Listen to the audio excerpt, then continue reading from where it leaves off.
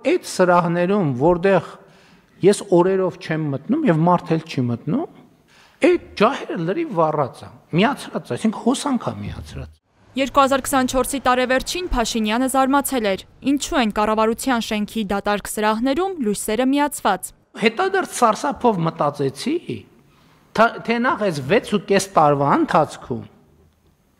եւ դրանից առաջ ուրիշ 6.5 տարիների ընթացքում ինչքան այդ ջահը, որ կառավար, դա գիտեք ինչի՞ց է, որտեղ միացնող անջատողն ասում է, սրա տերը պետական փող է էլի։ Փաշինյանի այս արձանագրումից հարց է ծագում. կառավարությունում ով է հաշվում սպառված հոսանքի ծավալները, որքան գումար է ծախսվում բյուջեից, ով է պատասխանատու վատնումների համար։ Ֆակտոր TV-ին հարցում է ուղարկել կառավարություն պարզելու, թե վերջին 10 տարիներին կառավարությունը որքան գումար է ծախսել կառավարական շենքերի էլեկտրաէներգիայի վարձավճարի վրա։ Կառավարությունը վարձավճարների թվերը տրամադրել է 2020 թվականից սկսված, նշելով, որ դրան նախորդող տարեթվերի տվյալները սահմանված կարգով արխիվացվել են, վաղեմության ժամկետը լրացած լինելու պատճառով։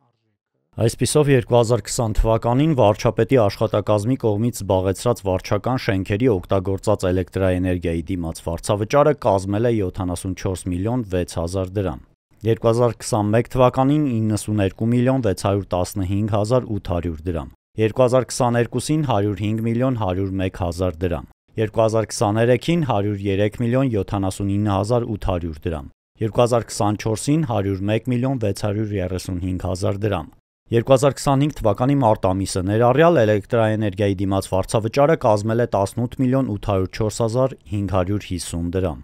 Կառավարությունից հետաքրքրվել ենք, թե ինչով է պայմանավորված 2024-ին 2020-ի համեմատ էներգիայի ծախսի ավելի քան 27 միլիոն դրամով աճը։ Կառույցից պարզաբանել են, որ կորոնավիրուսային համավարակի ժամանակ 2020-ին վարչապետի աշխատակազմը մասնակիորեն անցում է կատարել հեռավար աշխատանքի ռեժիմի, որով պայմանավորված այդ տարում էլեկտրաէներգիայի համեմատաբար ցածր ծախս է գրանցվել։ Վարչապետի աշխատակազմից հայտնել են, որ վարչական շենքերում օգտագործված էլեկտրաէներգիայի հարկային հաշիվները դուրս են գրվում մեկ թվով։ Այդ պատճառով հնարավոր չէ առանձնացնել սպառված ջեռուցման, լուսավորության եւ շենքերում առկա այլ սարքերի օգտագործման համար վճարված գումարները։ Էներգետիկ անվտանգության փորձագետ Արթուր Ավետիսյանի խոսքով, թեև ներկայում էներգախնայողությանն առնչվող ծրագրեր են իրականացվում թե բնակելի շենքերի, թե հանրային նշանակության շենքերի համար, սակայն նման հարցերը պետք է համալիր լուծվեն։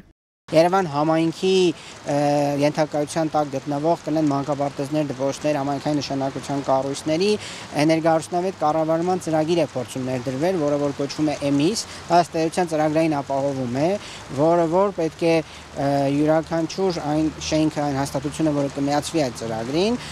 իրականացվի գազի, էլեկտրաէներգիայի եւ ջրի շատ կարևոր է ջրի պարագայում, որտեղ Հայաստանը հաճախ էներգախնայողություն ասելով նկատի ունենում գազի եւ էլեկտրաէներգիայի խնայողությունը առաջերտին, ու բնական է հասարակական անկարգումը տես կարող լինել, բայց Հայաստանի Հանրապետության համար ներկայումս հաշվի առնելով հայտնի իրողությունները, առաջնահերթությունը ավելի ջրի արդյունավետ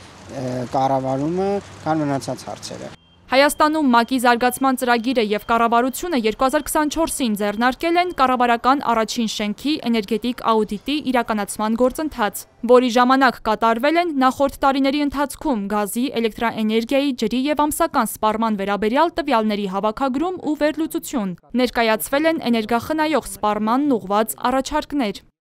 Կառավարական թիվ 1 շենքում իրականացված էներգետիկ աուդիտի շրջանակում ներկայացված էներգախնայող սպառմանն ուղղված առաջարկներն առնչվում են մի շարք բարեփոխումների, օրինակ արևային ֆոտովոլտային համակարգ նախատեսելու հնարավորություն, ներքին լուսավորության համակարգի բարելավում եւ այլն։ Աուդիտի արդյունքների հիման վրա առաջարկները ներկայացվել են մարտին եւ էներգախնայողության վերաբերյալ տվյալներ դեռևս առկա չեն։ Էներգետիկ աուդիտի առկայության բացակայությունը հաճախ բերում է սխալ կառավարման, ընդգծում է էներգետիկ անվտանգության փորձագետը։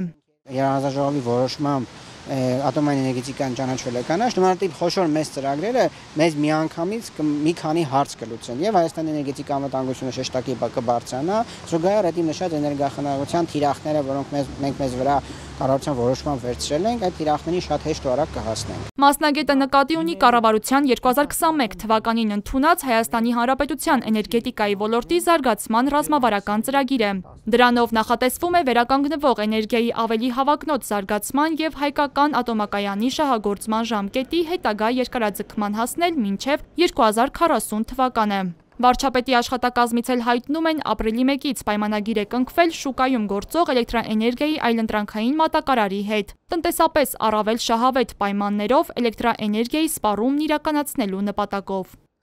Այս ջահը նկարահանել ենք կառավարության շենքում։ Եթե յուրաքանչյուր լամպ պայմանականորեն ունենա 20 վատ հզորություն և միացված լինի կեսգիշերից մինչև առավոտյան ժամը 9, ապա 5 տարվա ընթացքում այն կսպառի 200,000 դրամի էլեկտրաէներգիա։